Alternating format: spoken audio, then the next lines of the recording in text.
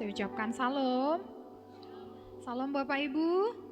Apa kabarnya hari ini? Senang mendengar Kabar Bapak Ibu luar biasa pada hari ini. Sebab hari ini kita akan menyembah Allah kita yang luar biasa. Amin. Mari setiap kita yang luar biasa, saya mengajak setiap kita bangkit berdiri. Berikan dulu salam kiri kanannya dengan salam sehati. Katakan salam, selamat hari Minggu. Kamu luar biasa. Haleluya. Kita angkat tangan kita. Bapak terima kasih Tuhan. Dalam ibadah yang kedua ini Tuhan, di akhir bulan yang ke-9, terima kasih Bapak, Engkau masih hantarkan kami, Engkau masih berikan kami waktu yang terbaik. Kami boleh ada di hadirat-Mu bersama dengan anak-anak-Mu di tempat ini.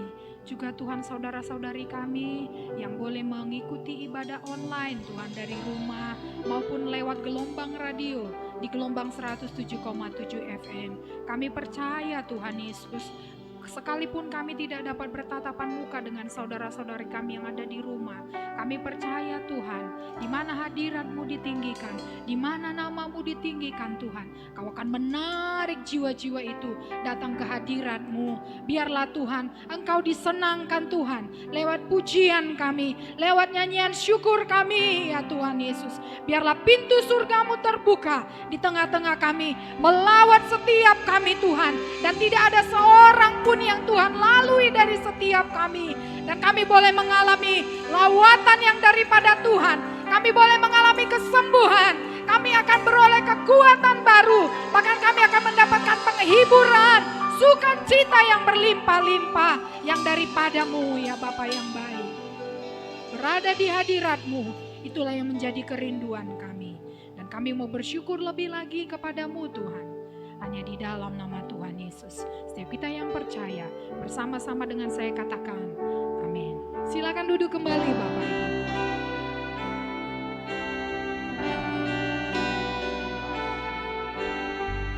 Haleluya.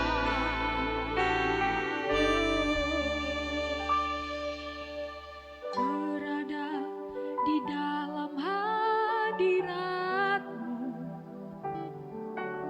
lebih berharga dari 1000 hari. Berada di dalam hadirat-Mu ada mujizat dan anugerah-Mu. Setiap langkahku ada di mata-Mu, Kau yang atur berjejakan anugerah. Tak Kau biarkan ku jalan sendiri, percayaku sepenuhnya di dalam-Mu. Mari berikan kemuliaan kepada Allah kita yang kita percayai.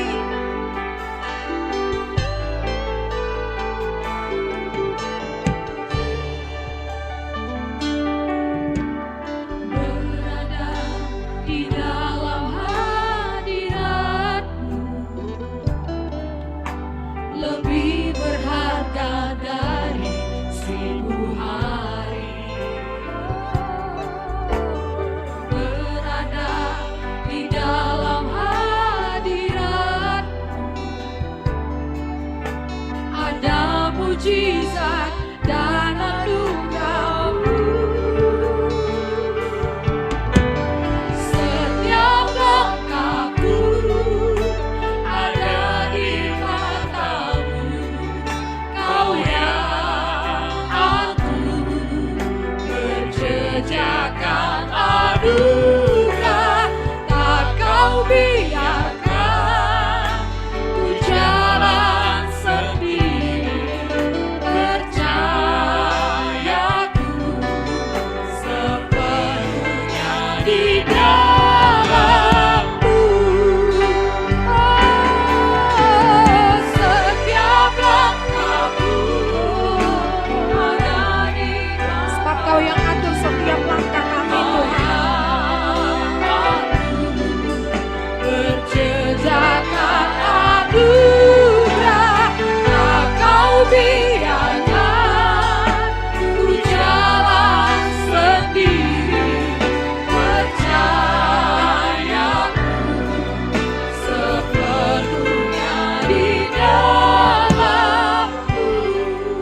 Bapak Ibu nyanyikan pujian ini. Berada, itu yang menjadi kerinduan setiap kami Tuhan.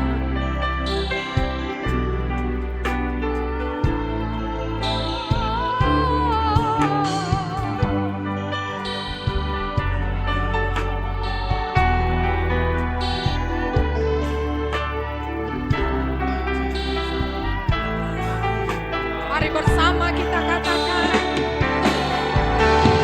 setiap langkahku ada di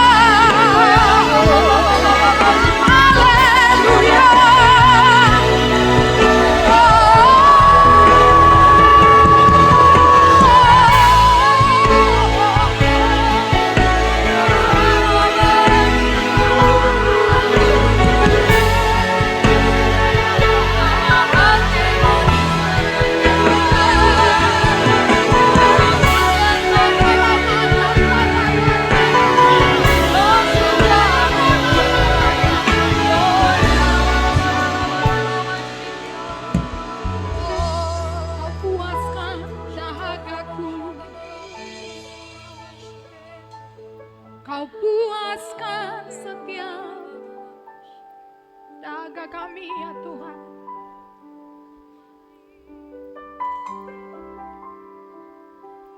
Tiada yang seperti Engkau, begitu mengasihiku. Kau Tuhan sanggup menjawab semua seru doaku. Tiada yang seperti Engkau, begitu mengasihiku.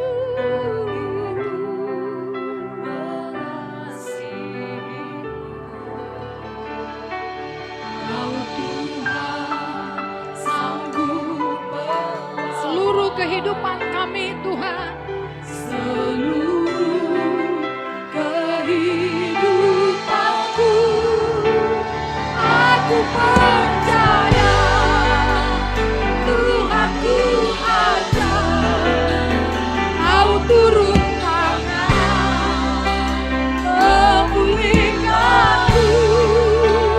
Aku percaya Tuhanku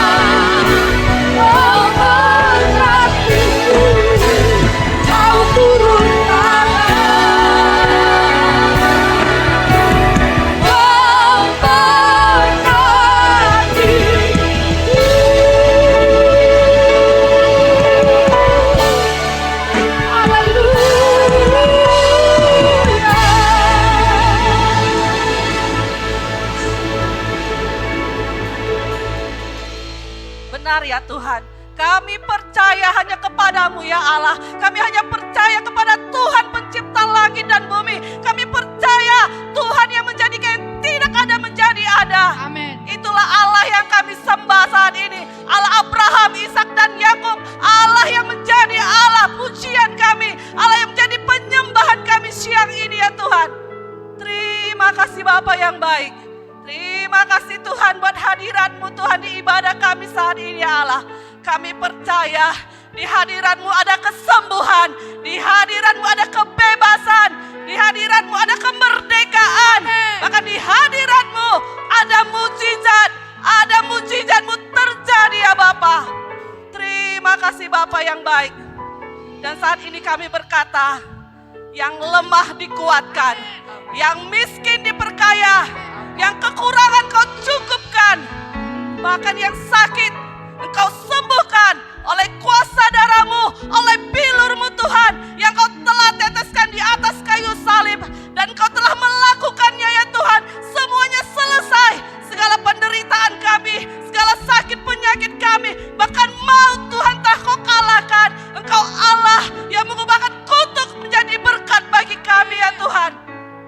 kasih Bapa yang baik. Terima kasih Tuhan. Dan dari tempat ini kami mengangkat tangan kami ya Allah. Kami berkati bangsa kami Indonesia. Kami berkati kota Tarutung Tapanuli Utara. Shalom Indonesia. Salam Tarutung Tapanuli Utara. Damai sejahtera Allah, kemuliaan-Mu turun Tuhan memenuhi atas bangsa kami ya Tuhan.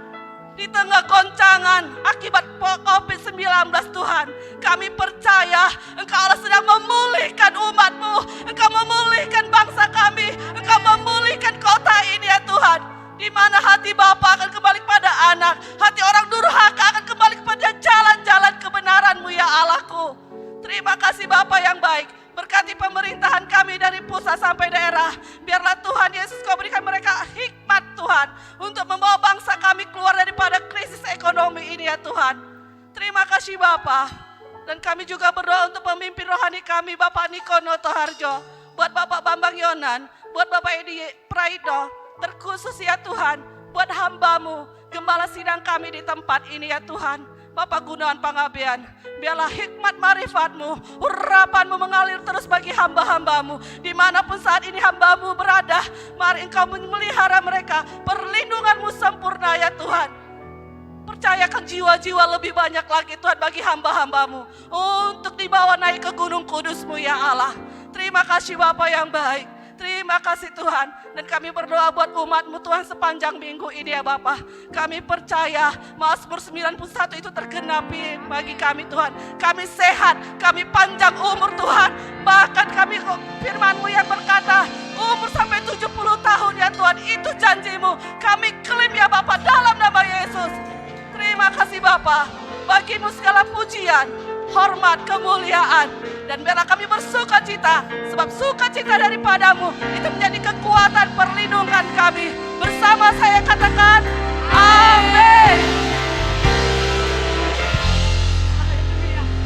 Sebelum kita bersorak-sorai memuji Allah kita yang luar biasa, izinkan saya bertanya, adakah dari antara Bapak Ibu yang baru pertama kali datang beribadah di tempat ini? Kami mohon dilambaikan tangannya. Ada 1, 2, 3, 4, silakan berdiri. 5, kami mohonkan Bapak Ibu bangkit berdiri.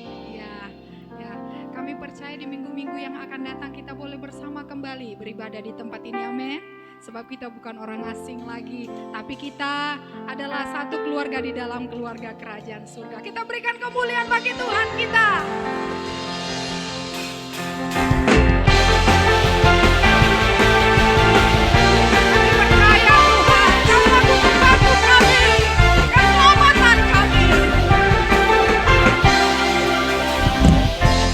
Tuhanlah kekuatan dan masmurku, ya gunung batu dan keselamatan-Mu. Hanya padamu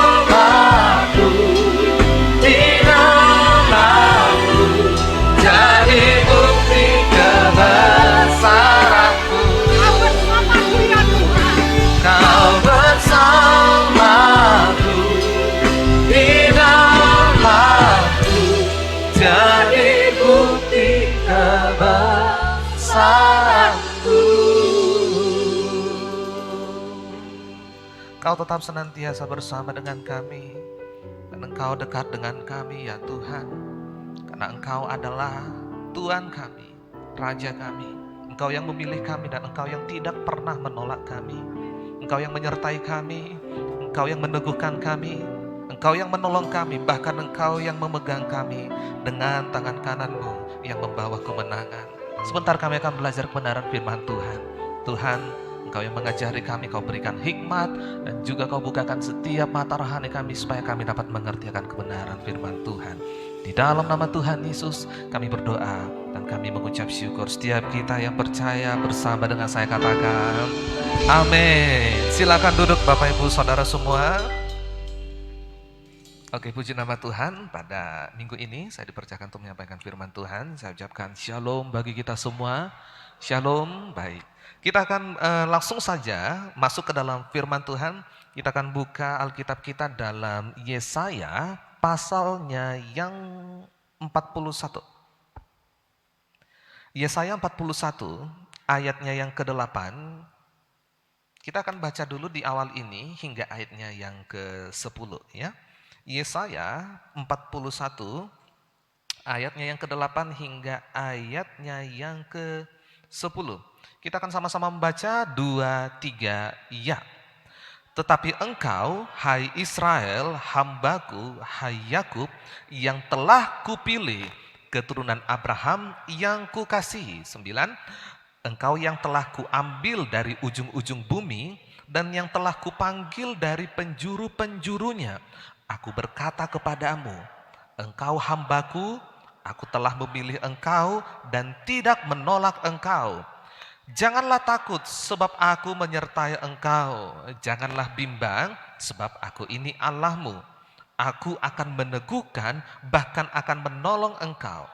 Aku akan memegang engkau dengan tangan kananku yang membawa kemenangan. Nah, ayat ini mengatakan tentang engkau hai Israel hambaku, hai Yakub yang telah kupilih, keturunan Abraham yang kukasihi. Kita tahu kita tinggal di sebuah negara di mana kita bukan menjadi golongan yang mayoritas, bahkan kita adalah golongan yang minoritas di Indonesia. Karena banyak sepupu kita yang mayoritas tempat ini itu keturunan daripada Ismail, ya. Dan boleh dikatakan kita adalah golongan daripada yang minoritas, ya. Padahal dalam ayat ini dikatakan, hai Yakub, hai Israel, hai keturunan Abraham yang kukasihi. Nah, terkadang kita sebagai orang yang boleh dikatakan orang Kristen atau bahkan orang yang lahir dari awalnya orang Kristen, terkadang kita tidak memahami status kita sebenarnya berada di mana. Nah, kalau misalnya kita perhatikan silsilah daripada keturunan Abraham, kalau misalnya kita perhatikan Abraham mempunyai 2 istri. Ya, ada Hagar gundiknya dan juga ada Sarah. Dari Hagar pertama dia memperanakan yang namanya Ismail. Ya, Ismail ini adalah merupakan keturunan daripada orang-orang Timur Tengah. Kemudian ada dari Sarah dia memperanakan yang namanya Ishak. Dari Ishak lahir yang namanya Esau dan lahir yang namanya Yakub. Banyak orang mengatakan, oh saya itu keturunan Ismail, oh saya itu keturunan daripada Esau, oh saya keturunan daripada Yakub. Satu hal yang kita ketahui, kita mau berkiblat kepada siapa, kita mau ikut daripada keturunan siapa, kita mau ikut dengan cara pemuji atau menyembah Tuhan kita dengan cara siapapun, satu hal yang kita ketahui, Bapak kita satu, siapa? Abraham. Orang tidak banyak yang mengetahui sebuah status atau sebuah kondisinya, yaitu dengan status orang yang dikasihi Tuhan. Siapa itu? Keturunan Abraham. Banyak orang beranggapan atau bahkan buka Alkitab Perjanjian Lama, itu kan orang Israel, itu kan untuk bangsa pilihannya Tuhan.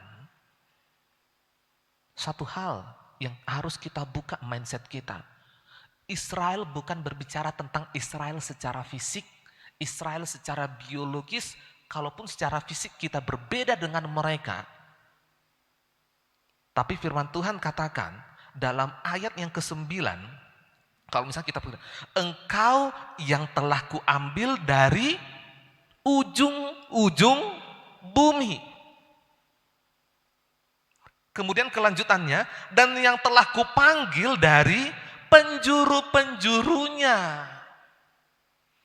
Israel atau keturunan daripada Abraham bukan hanya sebatas dengan mereka yang ada di sono tuh, di Timur Tengah. Tuhan dengan jelas katakan, engkau yang kuambil dari ujung-ujung bumi. Ujung-ujung bumi ini bahkan sampai ke pelosok sekalipun Tuhan cari kita. Karena apa? Kita keturunan Abraham. Dan kita harus tahu posisi kita adalah posisi yang dikasihi Tuhan. Banyak orang ngomong seperti begini loh. Tuhan itu tidak sayang sama saya. Tuhan itu nggak mengasihi saya. Tuhan itu nggak mengasihi saya dan keluarga saya. Buktinya keluarga saya begini. Buktinya saya mengalami masalah seperti gini. Buktinya saya terkena sakit penyakit seperti begini. Tidak zamannya lagi keluar omongan itu dari mulut kita. Karena dengan jelas Tuhan katakan, keturunan Abraham adalah orang yang kukasihi. Kalau manusia ngomong, aku sayang sama kamu. Bolehkah kita mengingkarinya? Boleh, karena apa? Dia manusia. Allah sekarang sayang, besok kita nggak ada tahu. Tapi kalau Tuhan yang ngomong, Tuhan yang berfirman, firmannya ya dan amin. Dulu, sekarang, dan sampai selama-lamanya, firmannya adalah tetap. Sekali dia ngomong, aku mengasihi engkau, sampai selama-lamanya, dia tetap mengasihi kita. Setuju Bapak Ibu? Jangan pernah keluar dari ucapan kita, Tuhan gak sayang sama saya. Karena firman Tuhan dengan jelas katakan. Kemudian di situ dikatakan, engkau hambaku, aku telah memilih engkau dan tidak menolak engkau. Sekali lagi, engkau hambaku. Artinya kita hamba Tuhan, amin. Amin Bapak Ibu. Tuhan katakan, engkau hambaku. Tuhan langsung patok loh. Tuhan langsung klaim loh. Engkau hambaku, aku telah memilih engkau dan tidak menolak engkau. Apa yang kita alami di dunia ini penuh dengan penolakan. Banyak. Lingkungan bisa menolak kita? Bisa. Komunitas kita bisa menolak kita? Bisa. Jangankan itu, rumah ibadah bisa menolak kita? Bisa. Apalagi kalau kita mempunyai yang namanya latar belakang yang agak-agak tanda kutip di mata manusia. Datang ke sebuah tempat ibadah. Kemudian orang mulai ngomong, itu Sianu kan yang dulu pernah nipu-nipu itu kan? Oh iya, hati-hati kita. Penolakan. Datang ke tempat ibadah, itu Sianu kan? Iya, yang dulu pernah penyakitan kan? Iya, jauh-jauh ya, nanti kita ketularan. Penolakan. Itu si Anu kan? Iya, itu reputasinya kan ya wanita nggak baik-baik kan dulunya kan? Jauh-jauh ya, penolakan. Tapi satu hal, Tuhan katakan tidak menolak engkau. Aku tidak pernah menolak engkau. Dunia boleh menolak kita. Agama boleh menolak kita. Tetapi Tuhan tidak pernah menolak kita. Amin Bapak Ibu. Jangan pernah beranggapan bahwa Tuhan itu khusus sama orang-orang kaya saja. Tuhan itu khusus sama orang-orang sana saja. Hati-hati. Tidak sepantasnya lagi kita berbicara seperti begitu. Nah, kalau misalnya kita lanjut ke dalam ayat yang ke-10. Ayatnya yang ke-10 di situ dikatakan, janganlah takut sebab aku menyertai engkau. Sekali lagi, janganlah takut sebab aku menyertai engkau. Kalau misalnya kita lihat masa-masa sekarang ini, pandemi sekarang ini, jujur, siapa sih yang gak takut? menghadapi resesi. Semua negara mengalami yang namanya resesi. Siapa sih yang gak takut? Semua takut. Semua takut. Tapi Tuhan katakan, jangan takut sebab aku menyertai engkau. Kenapa orang suka takut? Satu alasannya. Karena orang tersebut suka menolak Tuhan. Kenapa dia bisa menolak Tuhan? Seperti apa menolak Tuhan? Banyak caranya secara tidak langsung kita menolak Tuhan.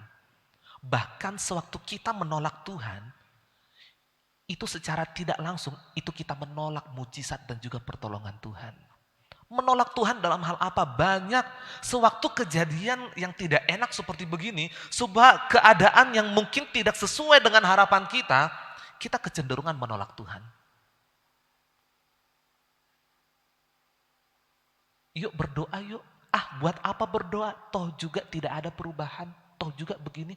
Udah dari dulu-dulu saya berdoa. Gak ada perubahan. Yuk beribadah yuk. Untuk apa beribadah? Toh juga hidup saya begini-begini saja. Toh juga kalau saya pergi beribadah, hutang saya gak akan lunas. Toh kalau saya pergi ke gereja, penyakit saya tidak akan pernah sembuh. Toh kalau saya pergi ke gereja, status saya tidak akan pernah berubah. Buat apa ke gereja? Menolak Tuhan? Menolak Tuhan. Waktu kita menolak Tuhan, kita menolak mujizat Dia. Kita menolak pertolongan Tuhan. Menolak Tuhan yang lain. Menolak untuk melayani pekerjaan Tuhan. Tuhan sudah jelas katakan, engkau hambaku. Hamba lo, hamba, pekerjanya. Kalau dikatakan hamba atau pekerja, itu artinya kita adalah seorang pekerjaannya Tuhan. Amin. Pekerjaannya Tuhan. Setuju ya? Karena Tuhan katakan engkau hambaku. Artinya mau tidak mau kita harus menghambakan diri kepada Tuhan dong. Otomatis kita harus melayani Tuhan dong. Setuju? Setuju? Adakah hamba yang duduk tenang hongkang-hongkang kaki di rumah? Di rumah tuannya? Ada? Ada Bapak Ibu? Enggak ada. Kalau ada yang seperti begitu, ini hamba gak tahu diri loh. Pasti orang katakan seperti gitu. Kalau kita datang kepada Tuhan, hongkang-hongkang kaki, nunggu berkatnya Tuhan, nunggu mujizatnya Tuhan. Apakah kita dikatakan hamba? No, hamba itu adalah orang yang bekerja kepada Tuannya. Orang yang melayani Tuannya. Jangan pernah tolak untuk melayani pekerjaan tangan Tuhan. Amin Bapak Ibu. Dengan cara apa? Tidak harus di altar, tidak harus di sana. Sewaktu engkau melayani keluargamu dengan kasih Tuhan, engkau sedang melayani pekerjaan tangan Tuhan. Sewaktu engkau menolong sesamamu yang ada di sekitarmu, engkau sedang melayani pekerjaan tangan Tuhan. Sewaktu engkau memberikan persembahanmu untuk menolong orang-orang yang susah di sana, engkau sedang melayani pekerjaan tangan Tuhan. Jangan pernah menolak Tuhan. Nah, dalam ayat ke-10 lagi di situ dikatakan, jangan bimbang sebab aku ini Allahmu. Allahmu, Tuhan mempertegas sebuah statusnya sendiri, yaitu aku ini Allahmu. Itu kata Tuhan, statusnya yang jelas. Tuhan di situ katakan, jangan bimbang. Please tolong jangan labil lah. Jangan seperti air di daun talas yang dikit-dikit berubah. Yang dikit-dikit bulan-bulan awal banyak berkat Tuhan. Haleluya, saya adalah anak Tuhan. Saya adalah jemaat Tuhan. Saya rindu beribadah kepada Tuhan. Tiba masalah datang, doa pun enggak, apalagi beribadah. Banyak orang Kristen seperti itu, banyak labil. Berkat Tuhan ada, oh saya anak Tuhan, saya diberkati oleh Tuhan. Berkat tidak ada, mananya Tuhan ini? Status manusia suka berubah. Status apa sih? Banyak orang mengatakan saya orang Kristen, saya pengikut Kristus, bahkan saya anak Tuhan. tiba masalah datang, minggat. Sama seperti anak bungsu, minggat dari bapaknya. Banyak orang suka minggat dari Tuhan, lari dari Tuhan. Karena apa masalah?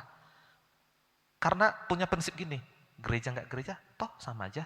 Doa nggak doa, sama aja. Baca firman Tuhan atau nggak baca firman Tuhan, toh sama saja. Mending enakin aja hidup di dunia, nikmatin dosa. Minggat dari Tuhan, minggat. Anak yang minggat statusnya. Dari anak Tuhan, berubah status menjadi anak yang minggat. Seberapa lama dia minggat? 30 hari, 3 tahun, 30 tahun, kita nggak tahu. Yang jelas statusnya minggat. Status kita bisa berubah-berubah. Petrus, statusnya apa? Murid Tuhan Yesus yang tiap hari ketemu dengan Tuhan Yesus. Tiba Yesus ditangkap dan ingin disalibkan. Sebelum ayam berkokok, status Petrus berubah. Dari murid Yesus menjadi siapa? Penyangkal Yesus. Status Petrus berubah? Berubah. Berapa kali dia nyangkal Yesus? 3 kali. Kita berapa kali nyangkal Yesus? Berapa kali kita nyangkal Yesus? Saya rasa 3 kali, 4 kali, 5 kali, atau bahkan tidak terhitung.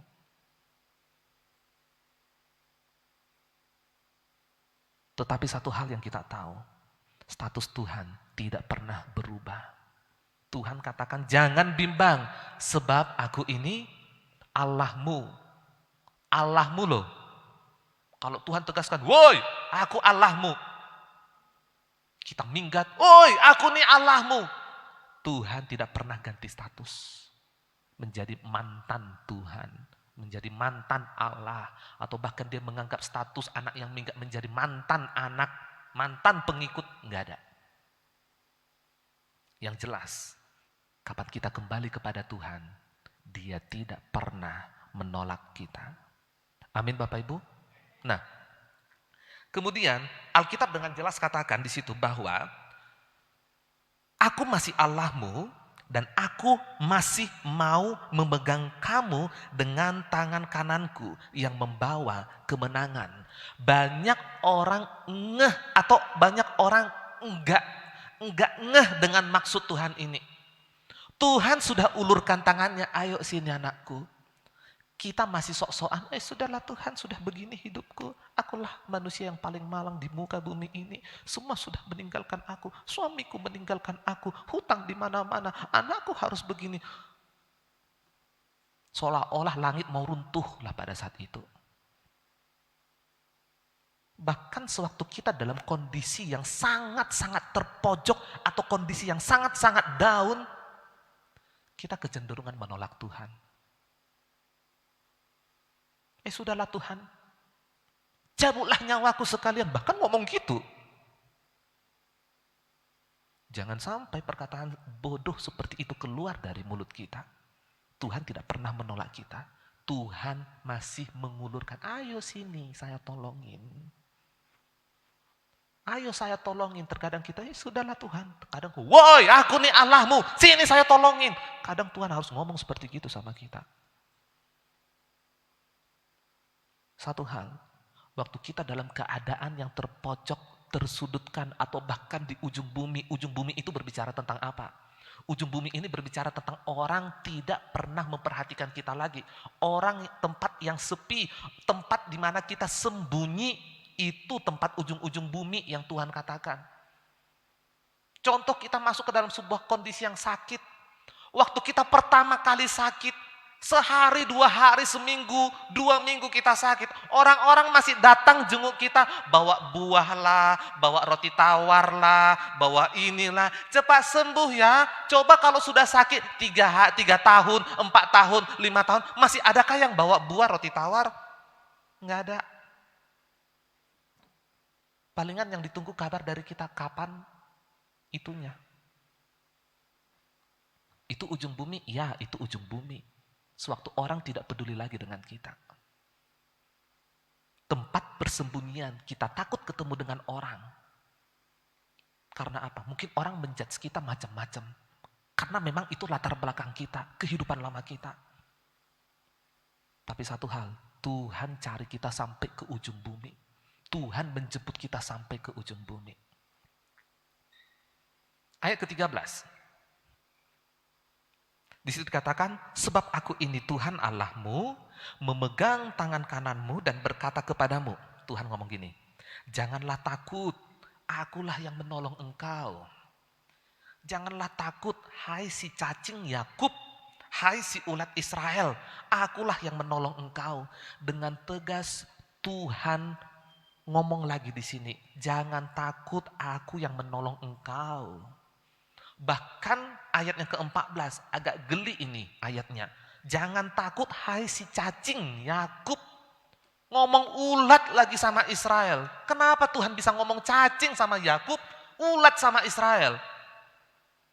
Saya juga bingung di awal baca ini. Tuhan kok nganggap cacing ya, kok nganggap ulat ya gitu kan. Agak berkelas dikit lah gitu ya kan. Entah apa kek, entah yang lain kek gitu. Ini kok cacing, ulat lagi. Setelah saya pikir begini, cacing. Kalau saya ketemu cacing, atau saya ketemu ulat, apalagi depan rumah saya, kalau misalnya musim-musim pancaroba, itu dari rumput-rumput itu sering ada ulat bulu mampir ke teras. Yang saya lakukan apa? Saya sapu, saya buangin. Karena apa? Kalau dibandingkan kita dengan cacing, itu nggak ada apa-apanya. Cacing boleh dikatakan hewan atau binatang yang sangat-sangat tidak berdaya. Tangan nggak punya, kaki nggak punya, mau bergerak harus mengeliat-mengeliat. Hanya orang yang stres ngomong sama cacing, yuk lomba lari yuk 100 meter ke depan. Tuhan ngomong sama Yakub, cacing. Tuhan ngomong sama Israel, ulat. Ini menandakan bahwa Tuhan tahu loh posisi kita. Posisi yang tidak berdaya, sama seperti cacing, sama seperti ulat. Sekali injak, mati. Coba kalau misalnya kita di jalan ketemu sama cacing, apa yang kita lakukan? Adakah kita berbaik hati? Ada cacing kasihan, ini saya kembalikan ke tanahnya. Yang kita lakukan, cacing, ulat. Kecuali sama yang fobia ya, sama cacing atau ulat. Dia lari 100 meter dengan cepat, cacingnya dengan tenang aja melihat kayak gitu. Tuhan ngomong, kita bagaikan cacing, bagaikan ulat yang tidak berdaya. Izinkan aku menolong engkau. Tuhan loh yang menawarkan pertolongan. Nggak usah kita teriak-teriak, Tuhan tolong saya. Tangan Tuhan sudah terulur. Hanya saja kita mau nggak menerima pertolongan dari Tuhan. Ayat ke-15. Sesungguhnya aku membuat engkau menjadi papan pengirik yang tajam dan baru dengan gigi 2 jajar. Engkau akan mengirik gunung-gunung dan menghancurkannya, dan bukit-bukit pun akan kau buat seperti sekam. Ini berbicara tentang sebuah kiasan. Sesungguhnya aku akan membuat engkau menjadi papan pengirik yang tajam dan baru. Papan pengirik ini dia menghancurkan apa? Di situ dikatakan engkau akan mengirik gunung-gunung. Ini berbicara tentang apa? Ini berbicara tentang gunung persoalan. Sebesar apapun gunung itu, engkau sanggup untuk menghadapinya dan menghancurkannya. Persoalan bisa hancur loh. Dan bukit-bukit pun akan kau buat seperti sekam. Kalau kita dekat dengan Tuhan, Tuhan tidak angkat kita dari ujung bumi, dari tempat sampah untuk dilemparkan lagi ke tong sampah yang lain. Tetapi Tuhan mengangkat kita dari tong sampah, mengubahkan kita menjadi apa? Sesuatu hal yang tajam dan baru. Sesuatu hal yang tajam dan baru. Tuhan ingin jadikan hidup kita bermakna dan berguna bagi Tuhan. Kalau Tuhan panggil kita, itu artinya kita mau Tuhan pakai loh, lebih bermakna dan lebih berguna. Apapun latar belakang kita. Kalaupun kita punya sakit penyakit, kalaupun kita punya masalah, kalaupun kita punya yang namanya keterikatan atau masalah yang menghimpit kita, satu hal, Tuhan mau pakai kita untuk lebih berguna bagi Dia. Amin Bapak Ibu. Statement yang terakhir yang saya ingatkan kepada kita semua. Ketika kita merasa jauh, Tuhan selalu dekat dengan kita. Apapun ceritanya. Ketika sahabat keluarga menjauh, ingat Tuhan semakin dekat dengan kita. Bahkan waktu kita menjauhkan diri kita dari Tuhan, ingat Tuhan cari kita sampai ke ujung bumi pun. Supaya apa? Tuhan ingin menolong kita. Sebab apa? Sebab Dia Allah kita. Dan Dia mau membawa kemenangan dalam kehidupan kita. Amin Bapak Ibu. Mari dekat dengan Tuhan. Siang hari ini saya mau tawarkan kepada Bapak Ibu sebuah relasi atau hubungan yang dekat dengan Tuhan. Waktu kita dekat dengan Tuhan, waktu kita mempunyai relasi yang baik dengan Tuhan, yakinlah tangan Tuhan terulur kepada kita dan kita memegang tangan Tuhan itu, dan kita akan masuk ke dalam kehidupan yang berkemenangan. Bebas dari masalah, kemenangan dari problem hidup kita, dan kita dapat berjalan dengan wajah yang tegak menghadapi setiap lawan-lawan kita, menghadapi setiap orang yang ingin mempermalukan kita. Karena apa? Kita tidak akan pernah merasa malu karena ada Tuhan di sebelah kita. Amin Bapak Ibu. Kita satukan hati kita berdoa. Kami mengucap syukur Tuhan untuk setiap berkat firman Tuhan yang dapat kami pelajari pada siang hari ini. Kiranya Tuhan memberkati kami dengan hikmat, kebenaran-Mu, dan hamba-Mu meteraikan firman setiap hati kami dengan darah-Mu. Kiranya Tuhan tetap senantiasa menjadikan firman ini menjadi rema dalam kehidupan kami. Di dalam nama Tuhan Yesus kami berdoa dan kami mengucap syukur. Setiap kita yang percaya bersama dengan saya katakan, Amin. Saya percaya setiap kita diberkati dalam pemberitaan firman Tuhan. Amin. Sambil kita persiapkan seluruh persembahan kita akan mendengarkan warta sepekan.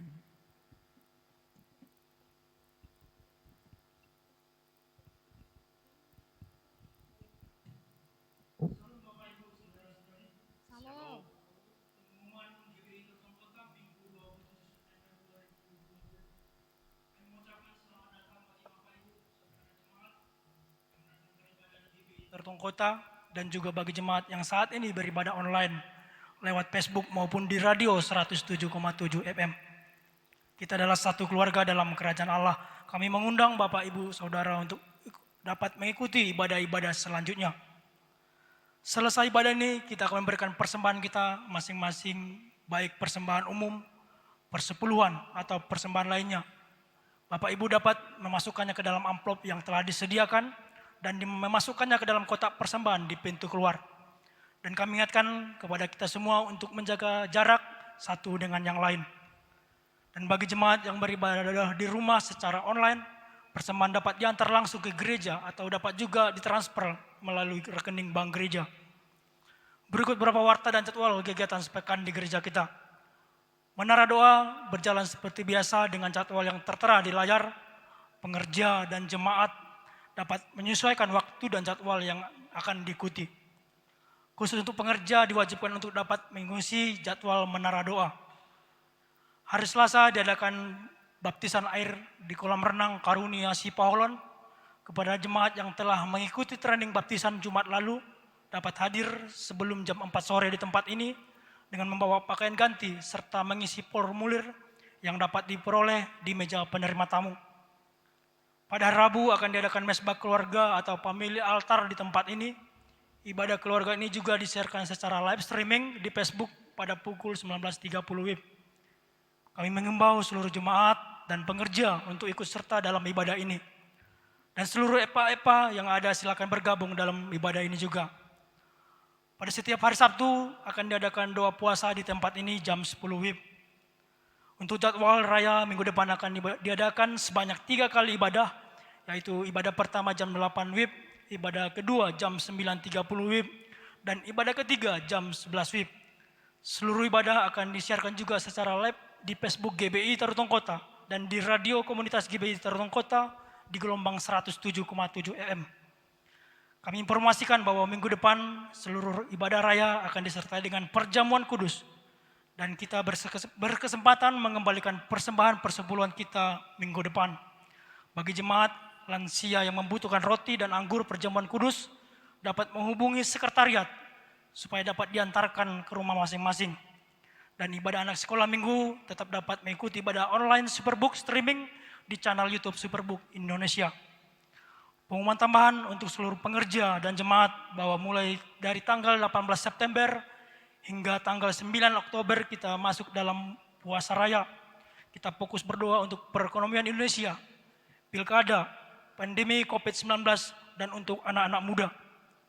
Jemaat bebas memilih jenis puasa yang akan diikuti. Pengumuman terakhir bagi jemaat Tuhan yang membutuhkan informasi, pelayanan khusus atau konseling, dapat menghubungi kita di nomor yang tertera di layar. Demikian pengumuman untuk minggu ini. Selamat hari Minggu, Tuhan Yesus memberkati. Baik Bapak Ibu, kita akan segera mengakhiri ibadah kita. Saya mengajak setiap kita bangkit berdiri.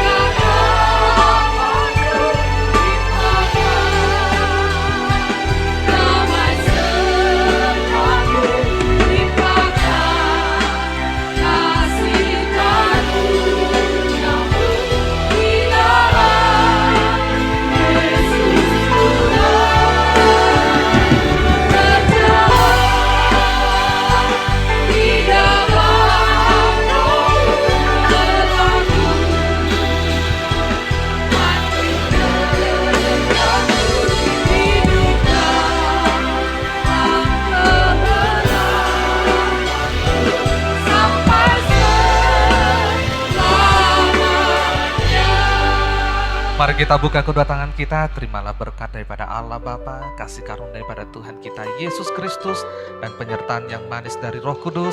Itulah yang akan tetap senantiasa memberkati, menyertai, dan bahkan memelihara hidupmu.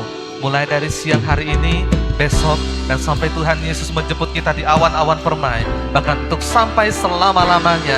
Setiap kita yang diberkati oleh Tuhan bersama dengan saya katakan, amin. Di ibadah raya kita minggu depan, dan silakan keluar Bapak Ibu dengan tetap menjaga jarak, dan Bapak Ibu dapat meletakkan persembahan di tempat yang telah disediakan. Salam.